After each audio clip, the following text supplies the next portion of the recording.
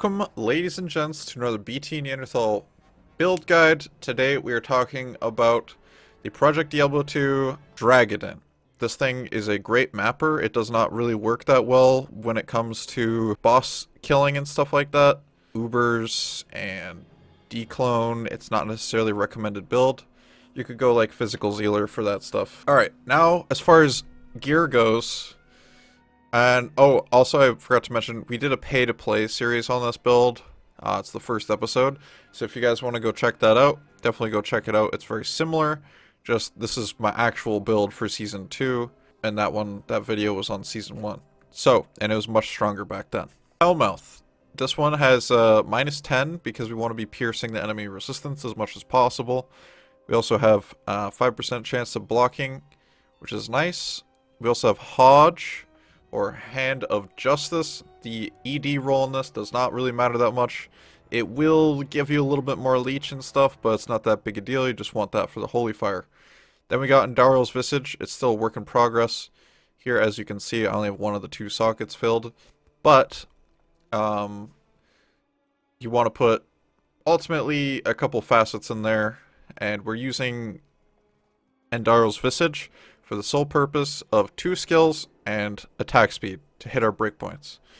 And I'll go over that in a second. So we have Seraph's Hymn, and this has 19 res on it. You just want the Seraph's Hymn because it basically just says +4 to all skills. Or +4 to skills. And then we got Dragon again. And this doesn't matter that much, just gotta run it for the Holy Fire. It also gives you strength based on character level. So be aware of that, depending on the level that you are, the amount of strength that you're going to be required to use and stuff like that. And some of your gear gives you strength, like Endaryl's Visage and stuff like that. So just be aware of that. It gives you extra strength. In addition, you have Dragon.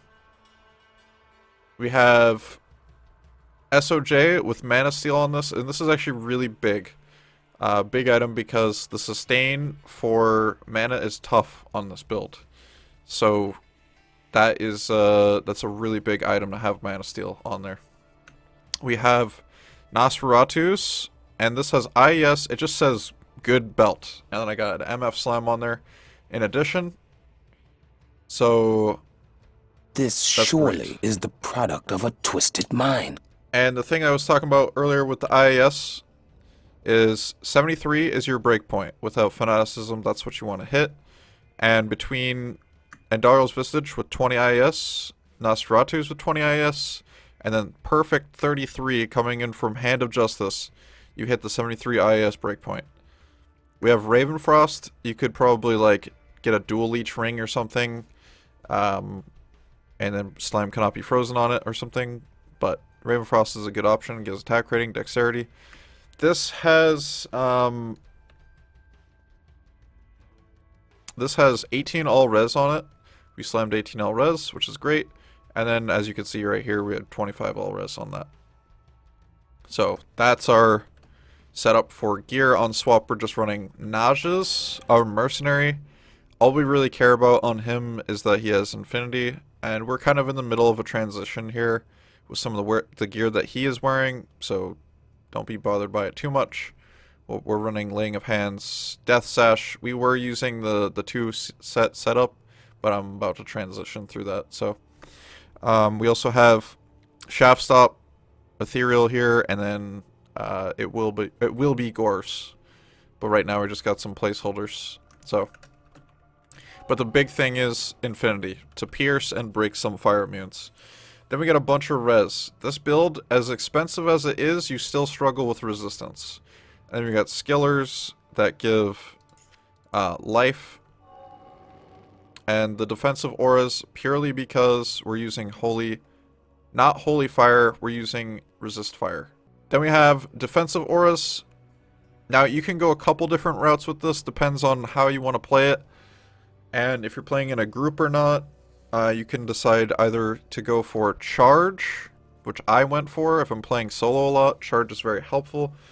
The reason why I maxed that out is because, and even added some points into synergy, is because the more flat damage you're doing, the more physical damage you're doing, the more leech you're going to get. And charge is the very expensive skill, So with that mana leech on the ring, we're getting more leech back, and you don't have problems with sustain anymore. Another option is you could go to Zeal. You could even, if you're using Zeal all the time, instead of charge, you can put points into Sacrifice as synergy to get more fizz damage, to get more leech. But at least 1 point in a Joust, at least 1 point in a Holy Shield, up to you. And then we want to make sure that our main points, we max out Blessed Aim, Salvation, and Resist Fire. As seen here as the synergies, because we're getting Holy Fire from our armor and gear, and then we're making sure that we get the synergies for those, for the big damage. And then, like I said earlier, like, because we're running Tier Haunch, we can get Vigor without putting prereqs in. But I want to put more points in there because, one, you get additional damage for charge, and two, you also get passive fast run walk per base level. So more points you put in, you get fast run walk, which is fantastic. So that's the skills. Also, make sure you go max block. Try to go for like things like Sacred Targe is probably your best in slot for this. 3-socket Sacred Targe.